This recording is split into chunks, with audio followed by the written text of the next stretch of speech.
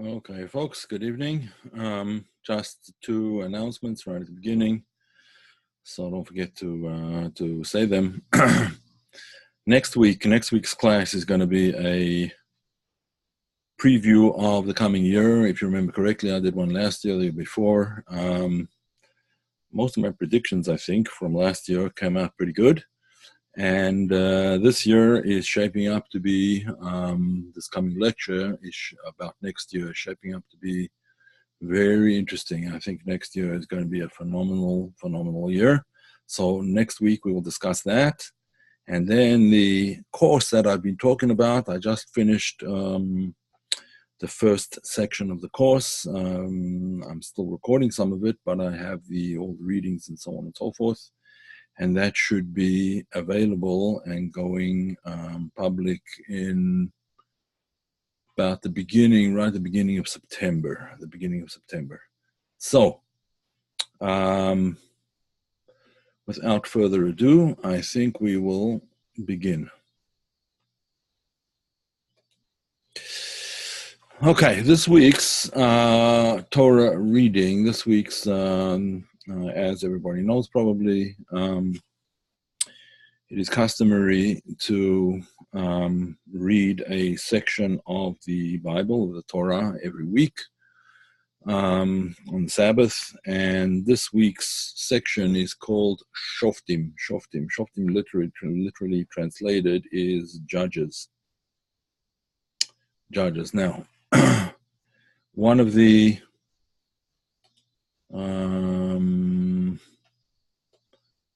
okay, just looking at that message to see if I'm assuming that the sound is okay, right? Okay, so it talks about judges, and this is what it says. I will just switch to share screen a second. Oh yeah, there you go.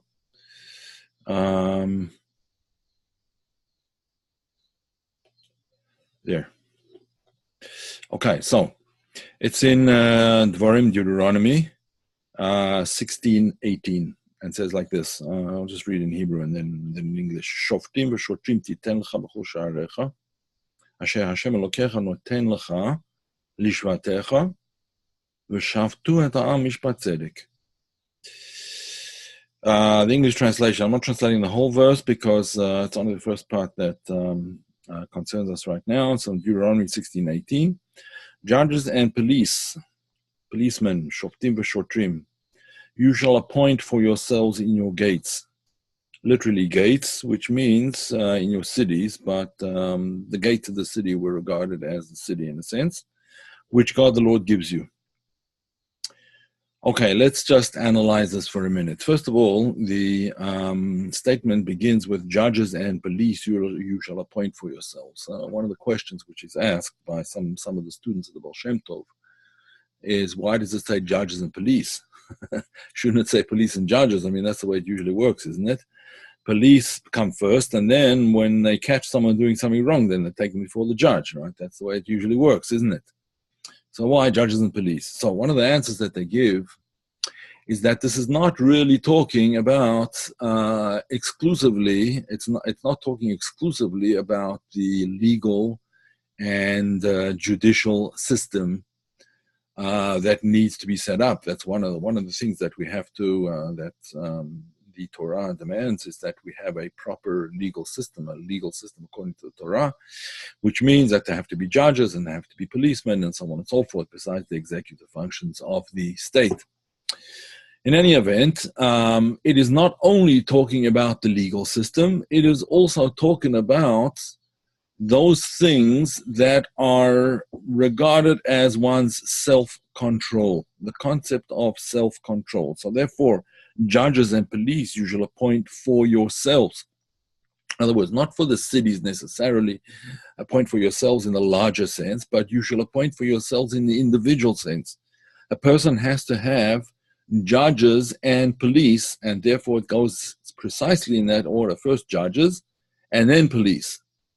Why first judges and then only police? Because the judges are there, the concept of placing a judge in your gates, and I'll explain what that means in a minute. The problem, the concept of placing a judge in your gates is that you should use your proper faculties of discernment and of understanding, your judgment, before you need the policeman. The police are, so to speak, only to prevent things from going wrong. That's number one. And also to ensure that there are no external factors which interrupt the judgment. And I'll explain what I mean now. So, judges and police you should appoint for yourselves in your gates. B'chol sha'arecha, in all of your gates. So, if we talk about in a personal sense, what are the personal gates of a person? So it's explained. A famous commentator was actually primarily involved in Jewish legal commentary. His name was the Shach, Rabbi Shapsai Cohen.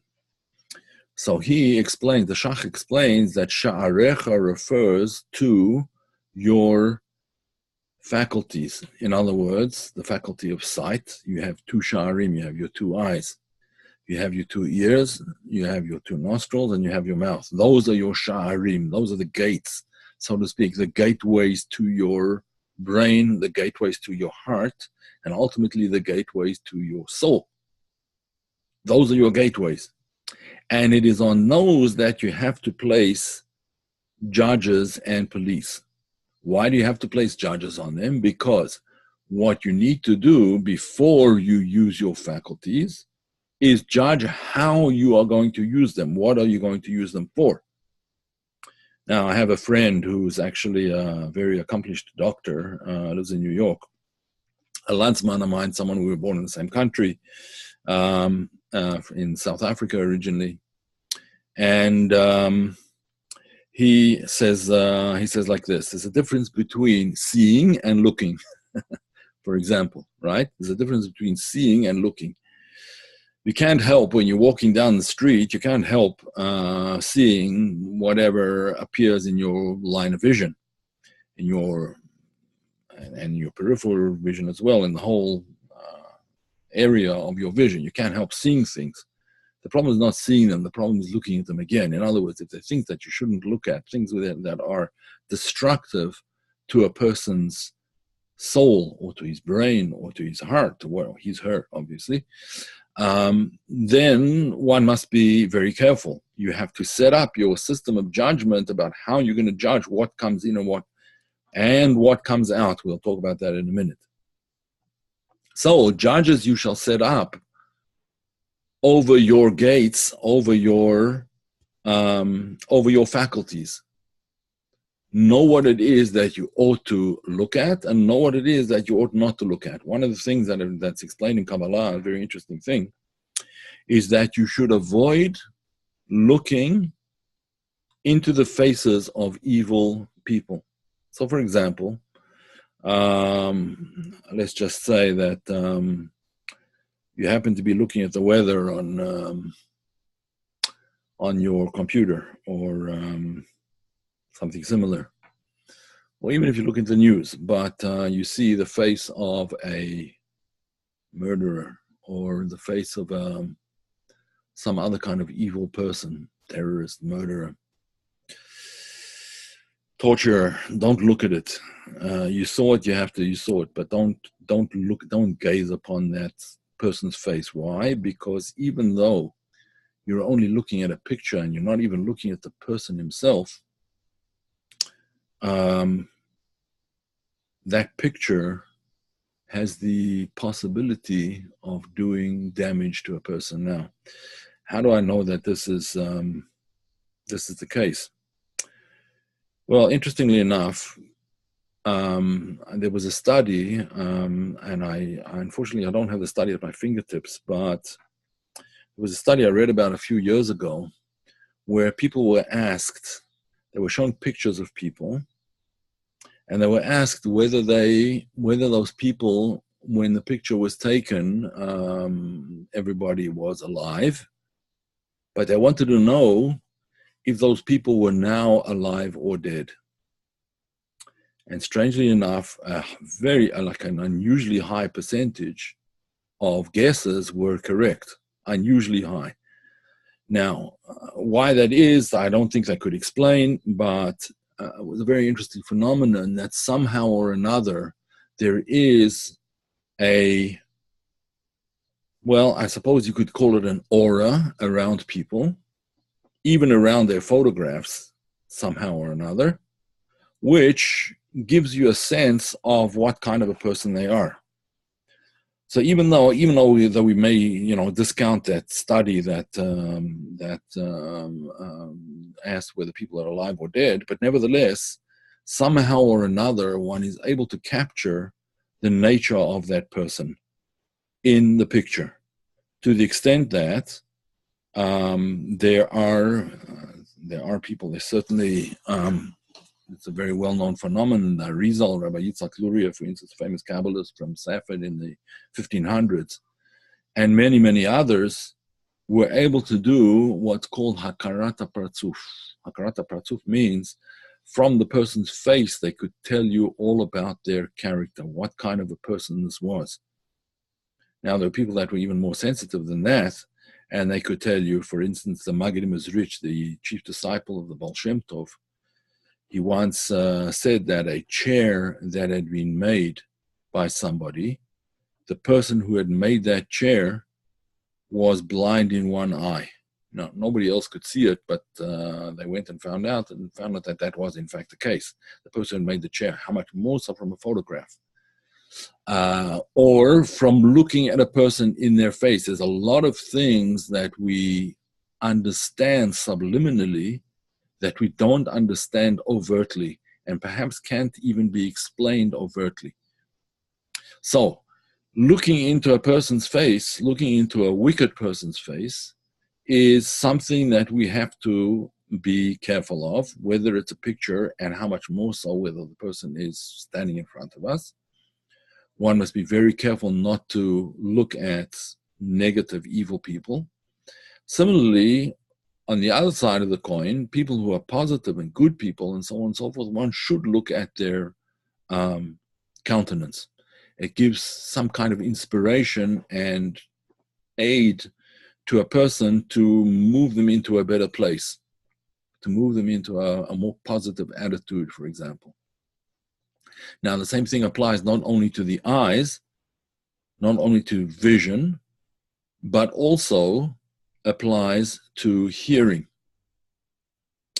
I'll give you another example of vision, by the way. There's the story that is told in the Talmud. In the Talmud, the tractate is called Shabbat. I think it's about round page 87, 88, somewhere around there, where the story is told of Rabbi. No, I'm sorry, it's not on page 88, it's on page 33.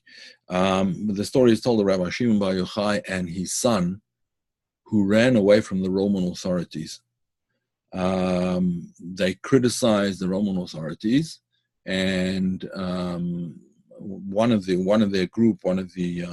one person who was innocently mentioned before some of the sages, in front of some of the sages, including Rabbi Shimon and his son. This person mentioned that the Romans, even though they destroyed our country, but they have done some good things. They built these huge squares and streets and bathhouses and so on and so forth that are of benefit to the community. And Rabbi Shimon, other sages didn't answer, they didn't say anything, but Rabbi Shimon said, no, they only built these things for their own pleasure and for their own benefit, so they can take taxes and so they can do all kinds of lewd things in the bathhouses and so on. In any event, the Romans got to hear about this, and they came after him. Rabbi Shimon escaped with his son, and they escaped to a cave. They were in the cave for 12 years, and when the Roman emperor died, they were told by Elijah the prophet, who is by this time an angel, that they were now allowed to leave the cave. They could leave the cave safely and nothing would happen to them. So leave the cave they did. But unfortunately, what happened was that wherever they looked, they saw people involved in doing worldly matters, worldly things. And wherever they looked, the field started burning up and the trees started burning and so on and so forth. And a voice came out of heaven and said that you came out of your cave to destroy the world. Go back into the cave. So they went back for another year. And then Rabbi Shimon managed during that time to rectify the power of his vision.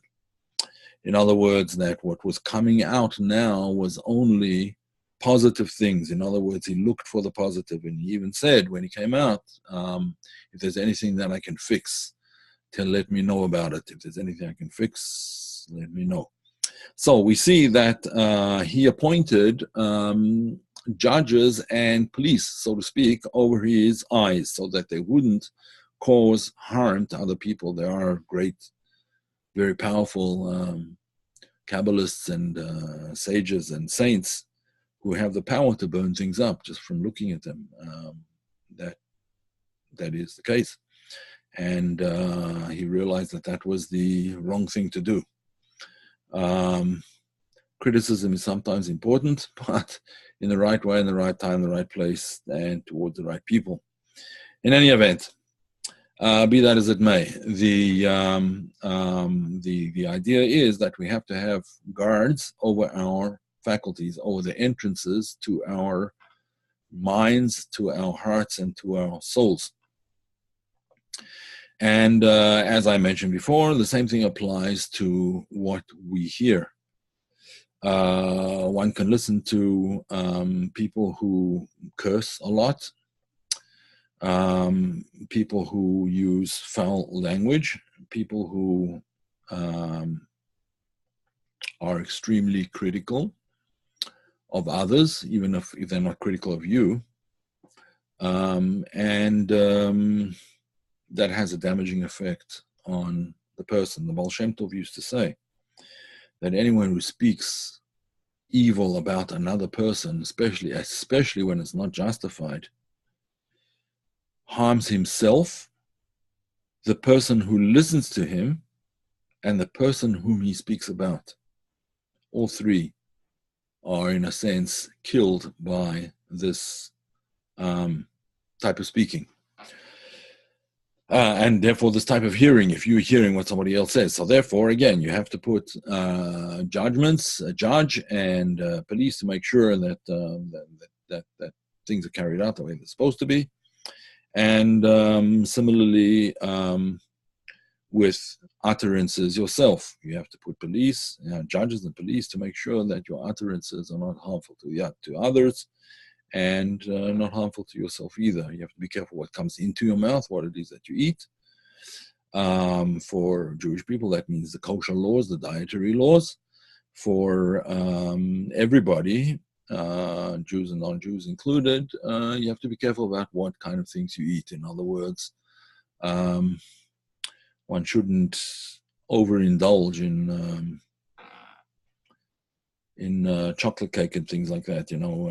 There's actually a joke that I make often enough, which with to some of my friends, that there's a story told about this great Hasidic rabbi. He was a rebbe. He was a great spiritual leader, a tzaddik, holy, very holy man named Rabbi Nachum of Chernobyl. And Rabbi Nachum of Chernobyl was a large man. Not only was he a great man, but he was also a large man. And they say about him that he was large, not because he ate a lot, he didn't, but because of the pleasure that he derived from one of the prayers which is Amen Yehesh Me Rabbo, right? May his great name, may the great name of God be blessed. And that's what he got fat from. Yeah. So jokingly, I once said to some friends of mine that I'm the similar type, except I get it from saying the blessing over chocolate cake. But I'm not that plump, I know. But it was just a joke. So Okay, so the idea, therefore, is that one has to have guards guarding one's faculties, all of the gates which let things into your heart, into your mind, into your soul. And then what? What happens next? So what happens next is as follows. What happens next is this. Then the literal translation is, judges and police, you shall appoint for yourselves in your gates, as I mentioned, or cities, which God the Lord gives you. In other words, God has given you the cities of the land of Israel, etc. And that's what it was talking about. The cities and that God was going to give the Jewish people in the land of Israel, that was said before they actually went into the land of Israel. So therefore, he was telling them you have to have this legal system which you set up. But again, this is not interpreted always in this way. The interpretation is that you have to have guards that guard your faculties, which God the Lord gives you. Don't read it as which God the Lord gives you, but rather as which gives you God the Lord, which gives you God. In other words, if you know how to guard your faculties right, see, in Hebrew you can do this. If you know how to guard your faculties and make sure that they're not misused and they're not used in order to absorb all kinds of negative things, then what they will give you is God. They'll give you godliness. That's what they'll give you. The faculties have the ability to present to you godliness in the world. If a person trains themselves to look for the godliness in the world, now it's not always possible to see godliness in everything. And evil people, yes, there is a spark of godliness, but you'd have to look too deeply into them for it to be of any benefit in a general sense. And therefore one must guard against preferably looking into trying to find the positive spark in very negative people. It doesn't apply in general to people, but very negative people. Therefore, don't look for the spark of good in a murderer, for example, or a torturer or a rapist. Yes, there's a spark that's keeping them alive, a spark which comes from God ultimately, but that spark has been separated from the fire, so to speak. Okay, so if you appoint these judges and policemen over your faculties, over the inlets to your soul, this will give you God the Lord. Yeah, it'll give you God. It'll give you godliness. It'll make you into a godly person. And this, in fact, is the entire point of the teachings of the Torah. What are the teachings of the Torah, and particularly the inner dimensions of the Torah, attempt to give a person? They attempt to give him or her the divine image in which they are created. Every human being is created in the divine image, and by matching yourself up to the divine image, that starts to shine, it starts to glow, it starts to become a reality. It takes time and it takes practice, and it takes a lot of work and a lot of vigilance. It's not something that is granted to a person necessarily automatically. We have to work for these things, but it is possible to achieve. These are not difficult things to achieve, or at least they're not very difficult things to achieve. They just need vigilance and perseverance and confidence that we are doing the right thing. Then one is in the divine image. In fact, there is a whole work, which is a Kabbalistic work, which is devoted to this idea, and that work is called Tomer Devorah. Tomer, the palm tree of Devorah. Devorah was a prophetess, and she was one who became what she was through her good deeds. She wasn't necessarily endowed with the soul of a prophetess from her birth, but she became that way through her good deeds. And not only that, but she influenced her husband in the same direction. So he too he had the nickname His nickname was Lapidot. Lapidot means flames. Why? Because she suggested to him, since he wasn't a learned or a righteous or a special person with a special soul, she suggested to him and instructed him, perhaps you could say, that he should light up, he should illuminate the houses of study by buying oil and wicks and making sure there was enough light in the houses of study for people to study through the night. In those days, it wasn't unusual for people to study through the night. Today, it's a little more unusual, but there are people who, in fact, I had a visitor here about this time last year, that he'd been doing this for